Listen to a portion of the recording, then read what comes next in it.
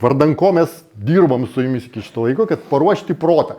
Tarkime, jūs nusprendėte, kad jūs einate sąmoningumo keliu. Ne tik einate iki sąmoningumo, bet jau einate sąmoningumo keliu. Ir tai, kad jūs mokinatės metus, 2, 3 ar 10, tai nereiškia, kad jūs einate sąmoningumo keliu. Sąmoningumo keliu jūs galite pradėti eiti tada, kad jūs nusprendžiate ir pradedate dirbti. Su savimi. Ne aš dirbu su jumis, bet jūs dirbat su savimi. Nes žmonės sako, oi, man mokymai nepadėjo. Jokie mokymai niekam nieko nepadėjo. Tu pats savo padėjai tų mokymų būdu arba nepadėjai. Sutinkat? Jokia mokykla negali, kaip išmokinti tavęs būti žmogumi.